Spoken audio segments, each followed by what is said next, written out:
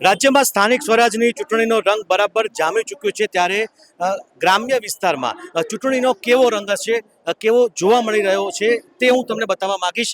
હું અત્યારે આવ્યો છું આંકોલવાડી ગામ કે જે સૌરાષ્ટ્રમાં જુનાગઢ વિસ્તારમાં આવેલું છે અને હું બતાવું કે જે અહીંયા ચૂંટણીની સભા ચાલી રહી છે અને તેમાં જે ગ્રામ્ય વિસ્તારમાં કેવો જે માહોલ હોય છે, હાલમાં જ અહીં સભા પૂર્ણ થઈ છે। આપ જોઈ શકો છો કે મોટી સંખ્યામાં ગ્રામજનો નેતાને સાંભળવા માટે તેઓ આવી રહ્યા છે અને અત્યારે આમ આદમી પાર્ટીની સભા અહીંયા પૂરી થઈ છે।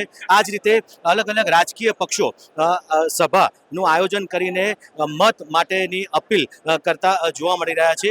કેટલાક લોકો અહીંયા તેમની પાસે જાણીશું। શું નામ તમારું? મારું નામ અરવિંદભાઈ। કામ થાય છે ખરા બધા? ના ના ભાઈ, કાંઈ નથી થતા। કોને સાંભળવા આવ્યા હતા?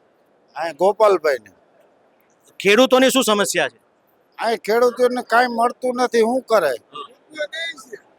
રૂપિયો દે છે ખેડૂતને મોદીભાઈ, કઈ ન દેતા ખેડૂતને, મજૂરને કઈ દેતા નથી, હાથમાં નાના માણસોને કઈ દેતા નથી, સહાય મળતી નથી, ખાઈ જાય છે આપણે તાલુકા પંચાયત ને બધા।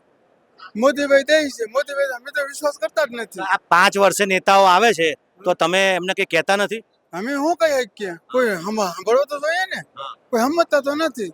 અરજી લઈને દે તો અમારી અરજી કે આપજો, કાલા કરી દઉં, પરમદી કરી દેવું, કોઈ કરતા નથી। અમારા મકાન ઝૂંપડા છે, સહાય તો મળતી નથી, ખાઈ જાય છે।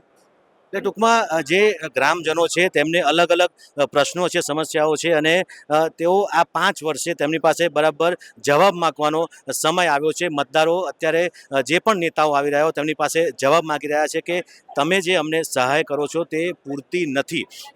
લલકાર ન્યૂઝ સાથે અમે વધુ આવા જ ચૂંટણીલક્ષી સમાચારો આપને બતાવતા રહીશું। આપ અમારી લલકાર ન્યૂઝને જરૂર લાઇક, શેર અને કોમેન્ટ કરજો અને ચોક્કસ સબસ્ક્રાઇબ કરવાનું ભૂલતા નહીં। આપના પોતાના પ્લેટફોર્મ લલકારને લાઇક કરો, ફોલો કરો, સબસ્ક્રાઇબ કરો અને શેર કરો।